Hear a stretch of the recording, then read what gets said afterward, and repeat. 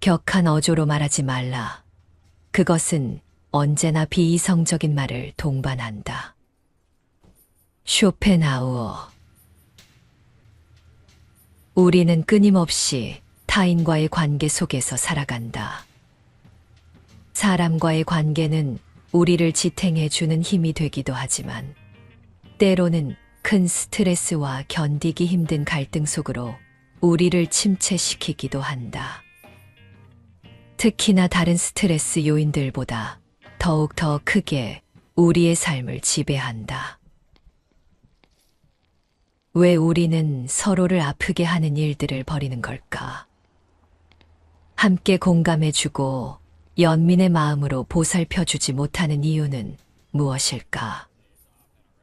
이러한 질문들은 인간관계에서 빚어지는 갈등의 본질을 탐구하는 것이다. 우리 삶에서 갈등은 피할 수 없는 일이다.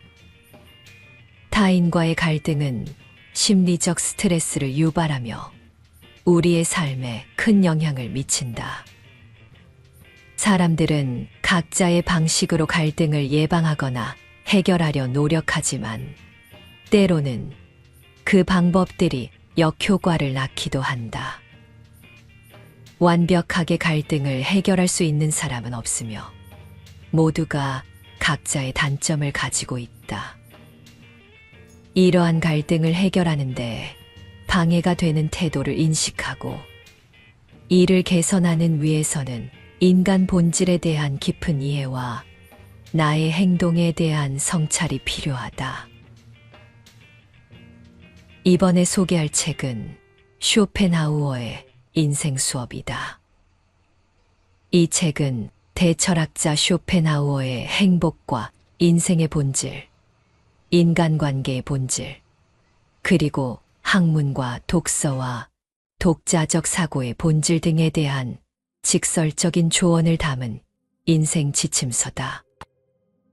1851년 출간된 이 책의 원제는 소품과 부록으로 쇼펜하우어의 생각들을 적은 글들과 글귀들을 모아놓은 책이다. 쇼펜하우어는 이 책에서 인생은 고통 그 자체지만 이 고통이 살아갈 힘을 준다고, 남에게 보여주고 평가받기 위해 인생을 낭비하지 말라고, 덜 불행하게 사는 것이 행복하게 산다는 것의 진짜 의미라고 전한다.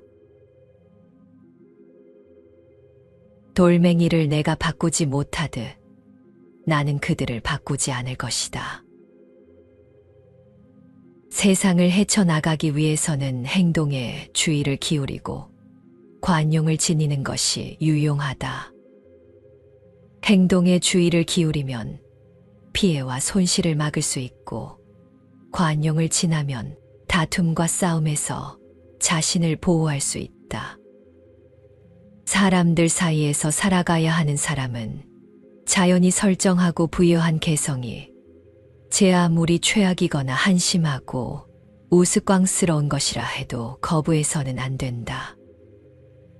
오히려 그 개성을 영원한 것이고 형이상학적 원리의 결과로 있는 그대로 받아들여야 하며 영원히 변하지 않는 것으로 생각해야 한다. 최악의 경우라 하더라도 그런 인간들도 있어야 한다고 생각해야 한다. 그렇게 여기지 않으면 불의를 행하는 것이자 다른 사람에게 죽음과 생명을 건 전쟁에 도전하는 것이다. 그의 본질적인 개성, 즉 다시 말해 도덕적 성격, 인지 능력, 기질과 인상 등은 바꿀 수 없는 것이기 때문이다. 그런데 고약스럽게도 그의 본질을 완전히 부정한다면 그는 우리를 필멸의 적으로 여기고 대적할 수밖에 없을 것이다. 왜냐하면 우리가 불변인 그의 존재를 변화시킨다는 조건 하에서만 그의 생존권을 인정하려는 것이기 때문이다. 그러므로 사람들 사이에서 살아갈 수 있으려면 모든 사람이 어떤 모습을 하고 있든 간에 주어진 개성으로 존재함을 인정해야 하고 그것의 유형과 본질이 허락하는 대로 그것을 이용하도록 해야 한다. 그 사람의 개성이 변화하기를 바라거나 있는 그대로의 개성을 무조건 부정해서는 안 된다. 그것이야말로 나도 살고 상대도 산다는 말의 진정한 의미인 것이다. 그러나 이러한 일은 정당한 만큼 쉬운 일이 아니다. 어느 특정한 개성을 지닌 사람들을 영원히 피할 수 있도록 허락된 사람은 행운아라 할 수 있다. 사람을 견디는 법을 배우려면 무생물을 상대로 자신의 인내심을 길러야 한다. 무생물은 역학적, 물리적 필요에 의해 완강하게 우리의 행동에 저항한다. 그러한 기회는 언제나 있을 것이다. 그렇게 해서 얻은 인내를 인간에게 적용하는 법을 배우는 것이다. 그러니 그들의 행동에 분개하는 것은 우리의 앞을 가로막는 길 위에 굴러온 돌멩이를 보고 화를 내는 것과 마찬가지로 어리석은 짓이다. 나는 그들을 바꾸지 않을 것이고 그렇게 그들을 이용할 것이다. 남의 의견에 반박하지 말고 남의 잘못을 고치는 말은 삼가자. 다른 이의 의견에 반박하지 않아야 한다. 사람들이 믿는 모든 부조리에 대해 전부 이야기하며 그 생각을 바꾸려고 한다면 아무리 오래 산다 하더라도 그것을 끝내지 못할 것이다. 그뿐 아니라 대화를 나눌 때 아무리 호의를 가진 것이라 하더라도 다른 사람의 잘못을 고치는 말은 삼가야 한다. 사람의 감정을 상하게 하기는 쉽지만 그것을 다시 바로잡기란 불가능하지는 않더라도 매우 어렵기 때문이다. 만약 우연히 듣게 되는 말도 안 되는 대화가 우리를 짜증나게 하기 시작하더라도 그것을 두 사람의 바보가 이야기하는 코미디의 한 장면이라고 상상해야 한다. 그들은 자신의 자아만 중요하지 다른 것은 소중하지 않다. 대부분의 사람들은 매우 주관적이어서 기본적으로 자기 자신 외에는 그 어느 것에도 관심이 없다. 그렇기에 다른 사람들이 무슨 이야기를 하든 즉시 자신을 먼저 생각하고 자기 개인적인 것과 아무리 먼 이야기일지라도 아주 조금이라도 관계가 있다고 생각되면 그의 관심을 빼앗겨 그 이야기의 주제에 객관적으로 판단하는 이해력을 잃어버리게 된다. 반면에 그 어떤 이야기라 하더라도 자신의 흥미를 끌지 못하거나 허영심에 맞지 않으면 이유불문하고 그것을 인정하지 않는다. 그렇기에 그들은 쉽게 주의가 산만해지고 쉽게 상처를 받고 쉽게 화를 내고 쉽게 모욕감을 느끼고 쉽게 감정이 상한다.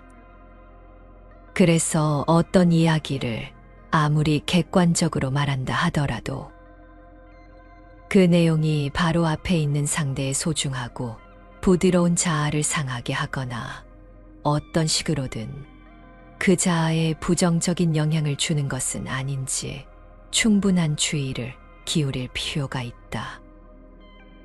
왜냐하면 그들에게는 오직 자신의 자아만 중요하지 다른 그 어떠한 것은 소중하지 않기 때문이다. 그들은 다른 이의 이야기가 참된 것인지 아름답고 우아하며 재미있는 것인지에 대해서는 그것을 깨달을 감각이 없다. 하지만 아무리 조금이라도 아무리 간접적이라 할지라도 그들의 하찮은 허영심에 상처를 줄 법한 일이거나 그들의 자아에 조금이라도 부정적인 영향을 줄 것 같은 일에 대해서는 무척이나 민감한 반응을 보인다. 그들의 그러한 연약함은 나도 모르게 나에게 발을 밟혀 낑낑거리며 울어대는 강아지와 같다. 또는 상처와 혹으로 가득해 최대한 접촉을 피해야 하는 환자와 같다고도 할 수 있을 것이다. 그러나 어떤 이들은 이러한 특징이 너무 심해 대화를 나누는 상대의 마음과 이성이 드러나거나 혹은 충분히 감추지 못하면 당장 그 모욕감을 드러내지는 않더라도 그것에 곧바로 모욕을 느끼는 사람들이 종종 있다. 그러면 경험이 부족한 사람은 자신이 대체 왜 그들의 분노와 미움을 샀는지 헛되이 고민하지만 그 이유를 알지 못한다. 그와 같은 그들의 그러한 주관성 덕분에 그들은 쉽게 아첨하기도 하고 쉽게 마음을 얻기도 한다. 그들의 판단은 쉽게 뇌물로 사들일 수 있고 그것은 그들의 계급이나 무리에 유리한 발언이지 객관적이고 공정한 것은 아니다. 상대의 말을 믿는 척해야 할 때와 믿지 않는 척해야 할 때, 누군가가 거짓말을 하고 있다는 의심이 들면 믿는 척하는 편이 좋다. 그러면 그는 더욱 대담해지고 거짓말이 점점 심해져 결국에는 들키고 말 것이다. 이와 반대로 상대가 숨기고 싶어 하는 진실의 일부를 본인도 모르게 이야기를 했는데 그것을 우리가 알게 되었다면 그것을 믿지 않는 척해야 한다. 그러면 나의 반박에 자극을 받은 상대가 모든 진실을 하나하나 이야기하게 될 것이다. 각각의 사람을 대하는 절차를 기록하고 기억하라. 가능한 한 그 누구에게도 적의를 품지 않는 것이 좋다. 하지만 사람의 성격은 변하지 않는다는 사실을 명심하고 사람들의 특성을 잘 기억해야 한다. 사람의 나쁜 특성을 잊는 것은 힘들게 번 돈을 버리는 것과 같은 일이다. 적어도 우리와 관련해 사람들의 가치를 결정하고 그에 따라 그들에 대한 우리의 행동과 그러한 행동을 정하기 위해 각각의 사람을 대하는 절차를 기록하고 그것을 기억해야 한다. 이런 식으로 절차를 만들어 놓으면 어리석은 친밀감과 어리석은 우정으로부터 자신을 보호할 수 있다. 사랑하지 않는 것과 미워하지 않는 것에는 세상 모든 지혜의 절반이 담겨 있다. 또한 아무것도 말하지 않고 아무것도 믿지 말라는 것에 그 나머지 절반의 지혜가 포함되어 있다. 격한 어조로 말하지 말고 타인의 이해력에 맡겨라. 격한 어조로 말하지 마라는 처세의 오랜 원칙은 자신이 말한 것의 의미를 알아내는 것을 타인의 이해력에 맡기라는 뜻이다. 일반적으로 보통 사람들은 분별력이 좋지 않기 때문에 그 순간이 지난 뒤에야 그것의 의미를 해석할 수 있다. 반면에 격한 어조로 말하라는 말은 감정에 호소해 이야기하라는 것을 의미하는 것으로 모든 것이 원래 의도와는 반대 방향으로 밝혀지는 것을 뜻한다. 어떤 사람들에게는 공손한 태도와 친근한 어조로 이야기하면 그 내용이 무례한 것이라 할지라도 직접적인 위험에 처하지 않는다. 허영심은 수다스럽게 만들지만 자존감은 과묵하게 만든다. 자존심은 어떤 면에서는 자신이 우월한 가치를 가진 것에 대해 굳건한 확신이다. 하지만 허영심은 이러한 확신을 다른 사람들에게 가지도록 하려는 욕망이며 그 결과로 그러한 확신을 자신의 것으로 만들 수 있으리라는 은밀한 희망을 동반한다. 이것으로 보면 자존심은 내부에서 나오는 자존감이자 직접적인 것이지만 반면에 허영심은 외부에서, 즉 간접적으로 그것을 얻으려고 애쓰는 것을 의미한다. 자존감은 원한다고 가질 수 있는 것이 아니며 그렇게 간절히 자존감을 가지길 원할수록 그런 척만 할 뿐 곧 그러한 역할에서 벗어나 버리게 될 것이다. 우월한 장점과 특별한 가치에 대한 내적인 강건한 확신과 흔들림 없는 신념만이 사람에게 진짜 자존감을 만들어주기 때문이다. 어쩌면 이러한 확신은 잘못된 것일 수도 있고 어쩌면 단지 외적인 관습에 근거한 것일 수도 있지만 확신이 진정으로 진지하게 존재하는 한 자존감에 해를 끼치지는 않는다. 자존감이라는 것은 모든 지식과 마찬가지로 확신에 그 뿌리를 두고 있기 때문에 우리의 의지로 되지 않는다. 자존감의 가장 최악의 적이자 가장 큰 장애물은 바로 허영심으로 자신에 대한 높은 평가를 근거로 다른 사람들의 찬사를 구하려 애쓰는 것이다. 다른 이들의 찬사를 토대로 자기 자신을 높게 평가하려 하기 때문이다. 노년기의 평정심이야말로 행복의 필수 조건이다. 청년기는 고난의 시기이고 노년기는 휴식의 시기이다. 이것만으로도 두 시기가 행복하게 생각하는 환경을 추측할 수 있을 것이다. 아직 어린아이는 눈앞에 보이는 형형색색의 온갖 물건을 가지고 싶은 욕심에 먼 곳으로 손을 뻗어 잡으려 한다. 아이의 감각기관이 아직 너무나 젊고 활기차고 어리기 때문에 이러한 사물에 자극을 받기 때문이다. 젊은 시절에는 이러한 현상이 좀 더 활발하게 나타난다. 그 역시 다채로운 세계와 다양한 형태에 큰 매력을 느낀다. 그의 상상력은 곧바로 세상이 줄 수 있는 것보다 더 많은 것을 만들어낸다. 그래서 청소년기에는 막연한 것에 대한 욕구와 갈망으로 가득 차 있다. 이러한 것들은 행복에 없어서는 안 되는 마음의 평온을 빼앗아가 버린다.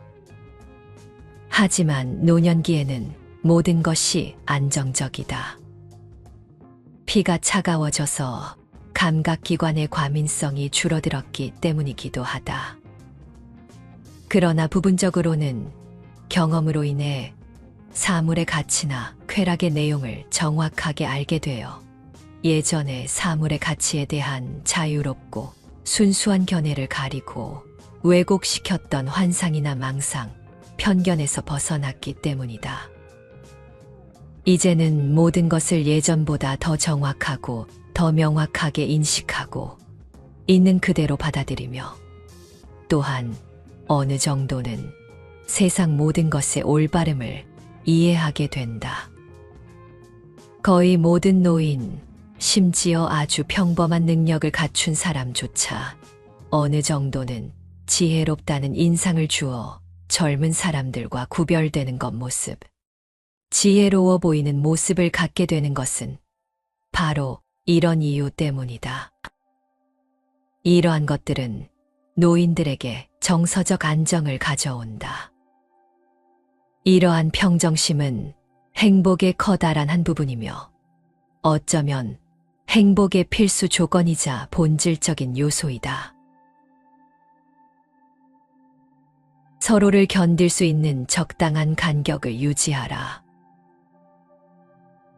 어느 추운 겨울날 한 무리의 고슴도치들이 서로의 체온을 이용해 얼어 죽지 않기 위해 서로 가까이 모여 앉아 한 덩어리가 되었다.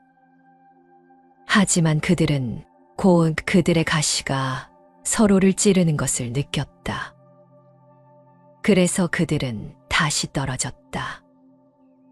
하지만 추위를 견딜 수 없어서 다시 한 덩어리가 되었고, 그러자 가시가 다시 서로를 찔러 그들은 다시 서로에게서 멀어졌다. 이렇게 그들은 두 가지 시련 사이를 오가다가 마침내 상대방의 가시에서 안전한 적당한 거리를 발견한다. 인간의 공허함과 무료함에서 생겨나는 인간 사회에 대한 욕구는 인간을 한 덩어리가 되게 한다. 하지만 그들은 또 불쾌한 일과 참을 수 없는 결점으로 인해 서로 멀어진다. 그러기를 반복하다가 마침내 그들은 서로를 견딜 수 있는 적당한 간격을 발견한다. 그것이 바로 존중과 예의다. 그리하여 그것을 지키지 않는 이에게 거리를 지켜라고 말하는 것이다. 그 결과로 서로 따뜻해지려는 교류의 욕망은 충족하면서도 가시에 찔리는 상황은 피할 수 있다.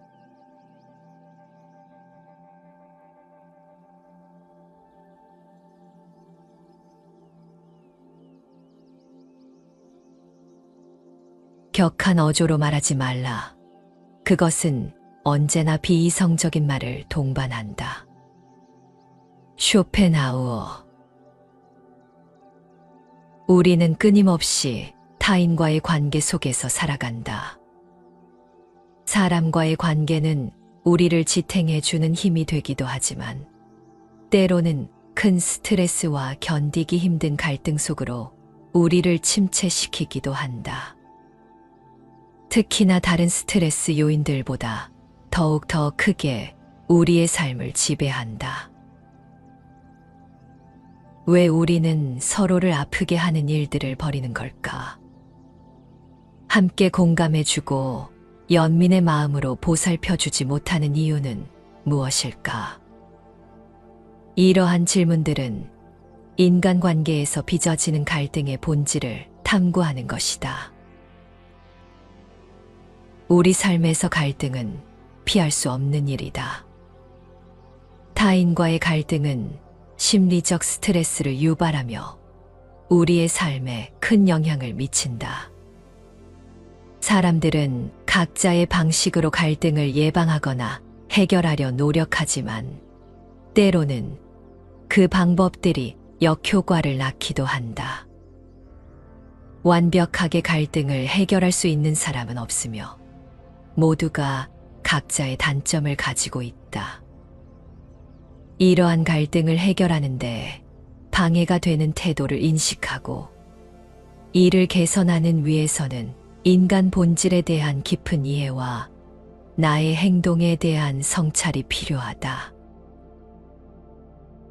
이번에 소개할 책은 쇼펜하우어의 인생 수업이다.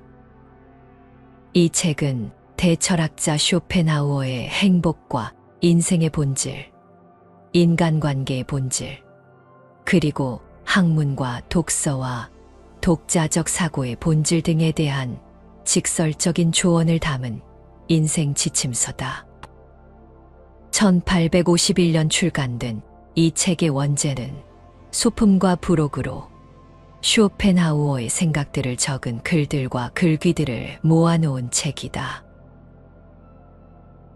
쇼펜하우어는 이 책에서 인생은 고통 그 자체지만 이 고통이 살아갈 힘을 준다고, 남에게 보여주고 평가받기 위해 인생을 낭비하지 말라고, 덜 불행하게 사는 것이 행복하게 산다는 것의 진짜 의미라고 전한다. 돌멩이를 내가 바꾸지 못하듯 나는 그들을 바꾸지 않을 것이다. 세상을 헤쳐나가기 위해서는 행동에 주의를 기울이고 관용을 지니는 것이 유용하다. 행동에 주의를 기울이면 피해와 손실을 막을 수 있고, 관용을 지나면 다툼과 싸움에서 자신을 보호할 수 있다. 사람들 사이에서 살아가야 하는 사람은 자연이 설정하고 부여한 개성이 제 아무리 최악이거나 한심하고 우스꽝스러운 것이라 해도 거부해서는 안 된다. 오히려 그 개성을 영원한 것이고 형이상학적 원리의 결과로 있는 그대로 받아들여야 하며 영원히 변하지 않는 것으로 생각해야 한다. 최악의 경우라 하더라도 그런 인간들도 있어야 한다고 생각해야 한다. 그렇게 여기지 않으면 불의를 행하는 것이자 다른 사람에게 죽음과 생명을 건 전쟁에 도전하는 것이다. 그의 본질적인 개성, 즉 다시 말해 도덕적 성격, 인지 능력, 기질과 인상 등은 바꿀 수 없는 것이기 때문이다. 그런데 고약스럽게도 그의 본질을 완전히 부정한다면 그는 우리를 필멸의 적으로 여기고 대적할 수밖에 없을 것이다. 왜냐하면 우리가 불변인 그의 존재를 변화시킨다는 조건 하에서만 그의 생존권을 인정하려는 것이기 때문이다. 그러므로 사람들 사이에서 살아갈 수 있으려면 모든 사람이 어떤 모습을 하고 있든 간에 주어진 개성으로 존재함을 인정해야 하고 그것의 유형과 본질이 허락하는 대로 그것을 이용하도록 해야 한다. 그 사람의 개성이 변화하기를 바라거나 있는 그대로의 개성을 무조건 부정해서는 안 된다. 그것이야말로 나도 살고 상대도 산다는 말의 진정한 의미인 것이다. 그러나 이러한 일은 정당한 만큼 쉬운 일이 아니다. 어느 특정한 개성을 지닌 사람들을 영원히 피할 수 있도록 허락된 사람은 행운하라 할 수 있다. 사람을 견디는 법을 배우려면 무생물을 상대로 자신의 인내심을 길러야 한다. 무생물은 역학적, 물리적 필요에 의해 완강하게 우리의 행동에 저항한다. 그러한 기회는 언제나 있을 것이다. 그렇게 해서 얻은 인내를 인간에게 적용하는 법을 배우는 것이다. 그러니 그들의 행동에 분개하는 것은 우리의 앞을 가로막는 길 위에 굴러온 돌멩이를 보고 화를 내는 것과 마찬가지로 어리석은 짓이다. 나는 그들을 바꾸지 않을 것이고 그렇게 그들을 이용할 것이다. 남의 의견에 반박하지 말고 남의 잘못을 고치는 말은 삼가자. 다른 이의 의견에 반박하지 않아야 한다.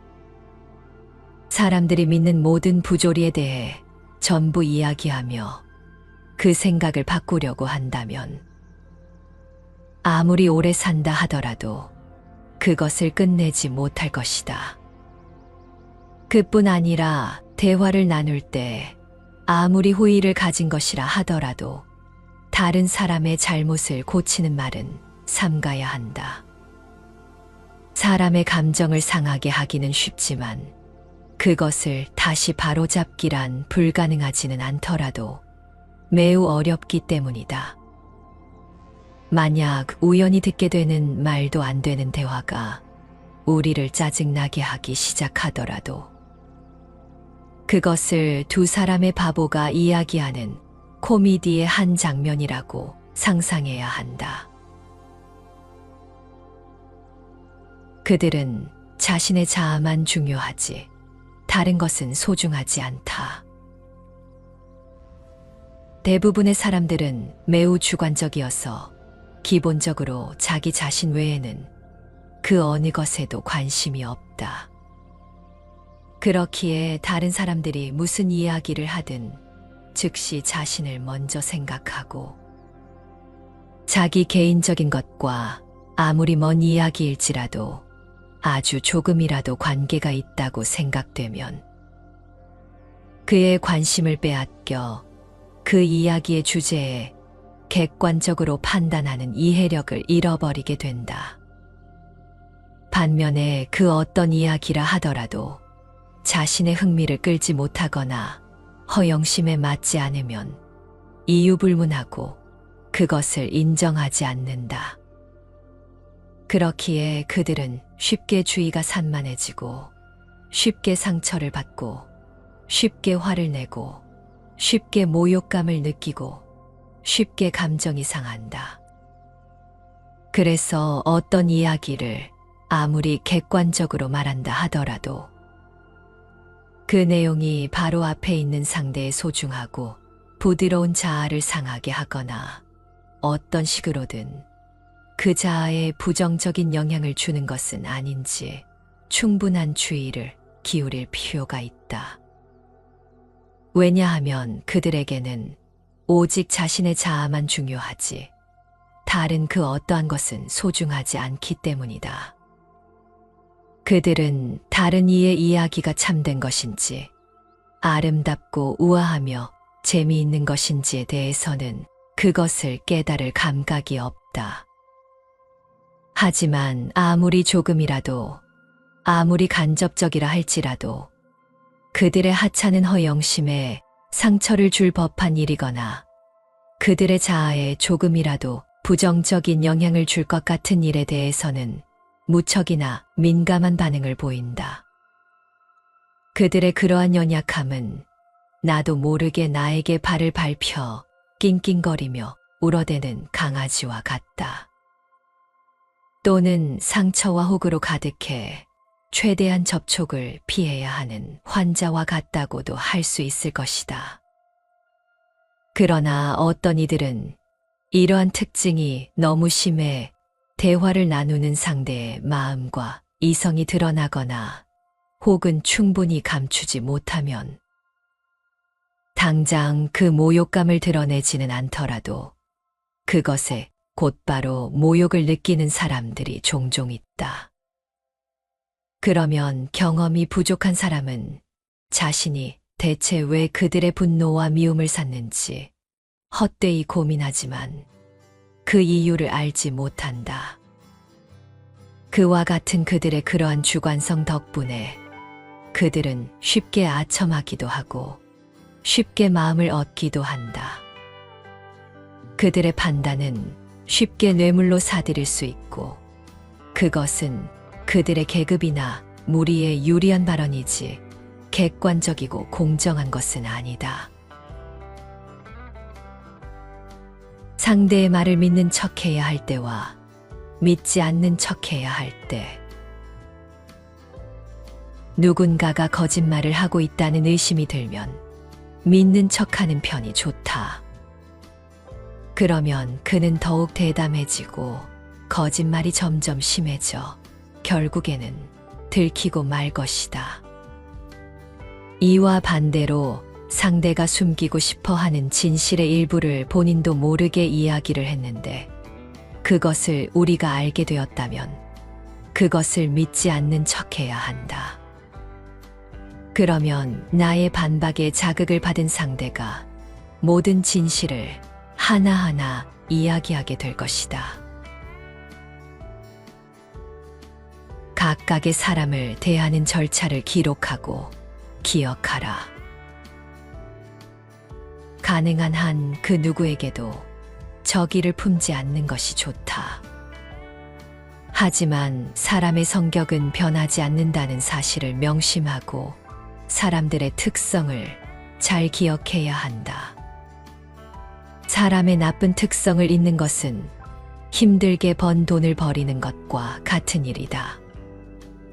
적어도 우리와 관련해 사람들의 가치를 결정하고 그에 따라 그들에 대한 우리의 행동과 그러한 행동을 정하기 위해 각각의 사람을 대하는 절차를 기록하고 그것을 기억해야 한다. 이런 식으로 절차를 만들어 놓으면 어리석은 친밀감과 어리석은 우정으로부터 자신을 보호할 수 있다.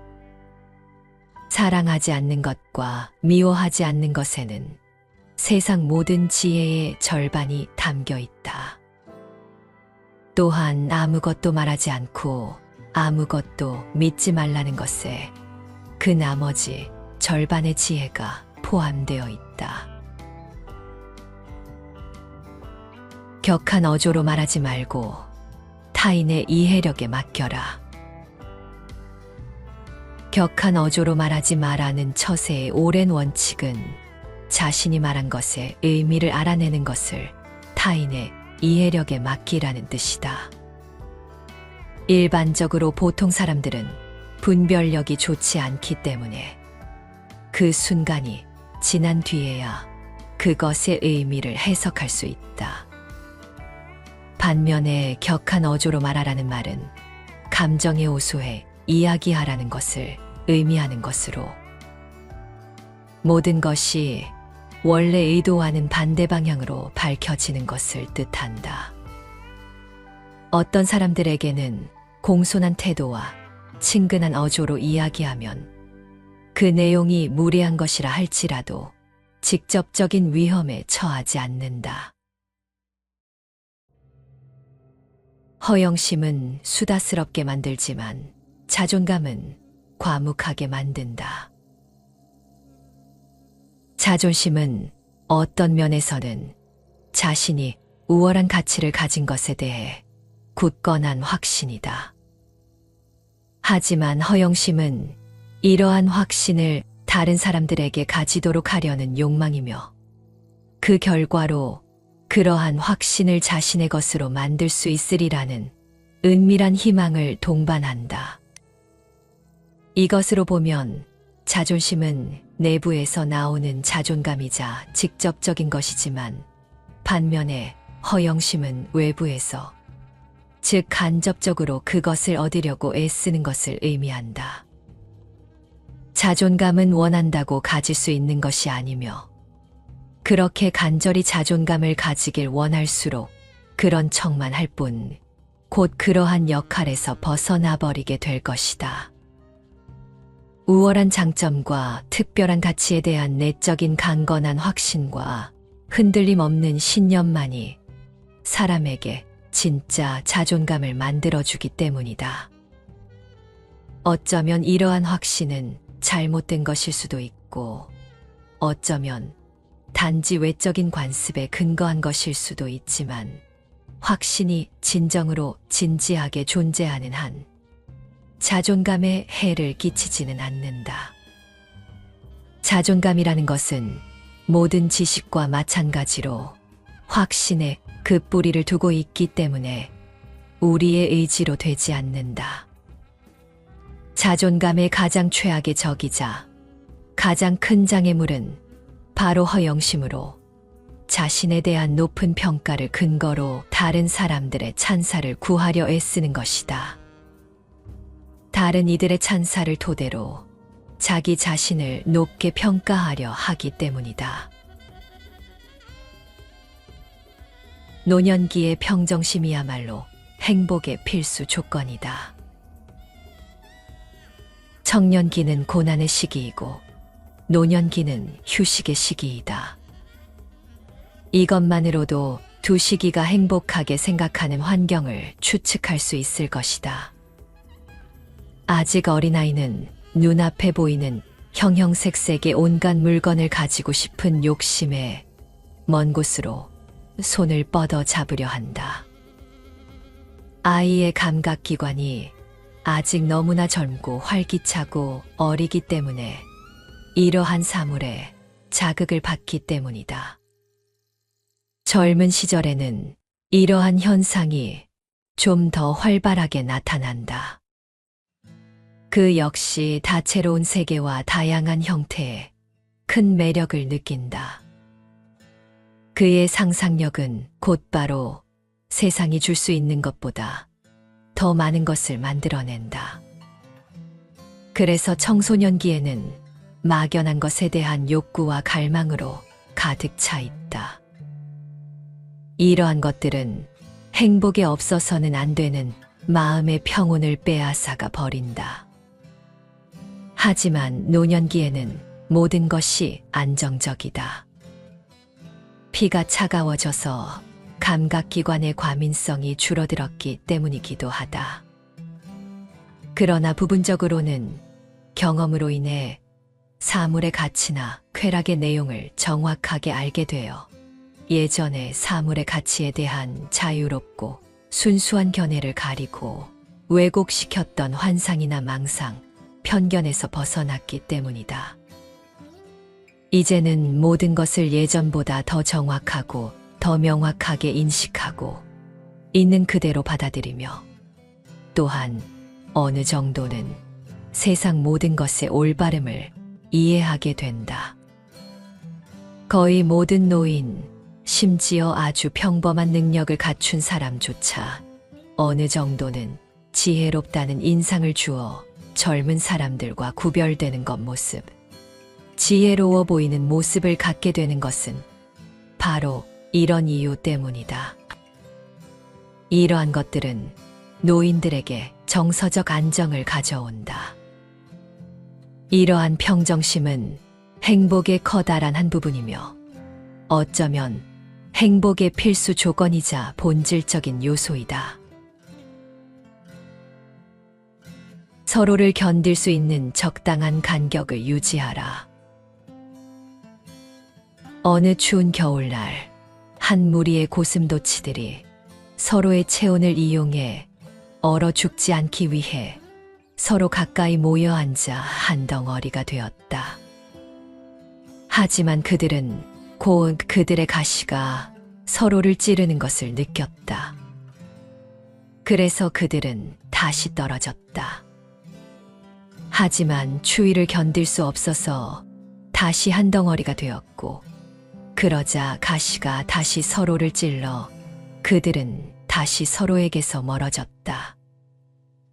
이렇게 그들은 두 가지 시련 사이를 오가다가 마침내 상대방의 가시에서 안전한 적당한 거리를 발견한다. 인간의 공허함과 무료함에서 생겨나는 인간 사회에 대한 욕구는 인간을 한 덩어리가 되게 한다. 하지만 그들은 또 불쾌한 일과 참을 수 없는 결점으로 인해 서로 멀어진다. 그러기를 반복하다가 마침내 그들은 서로를 견딜 수 있는 적당한 간격을 발견한다. 그것이 바로 존중과 예의다. 그리하여 그것을 지키지 않는 이에게 거리를 지켜라고 말하는 것이다.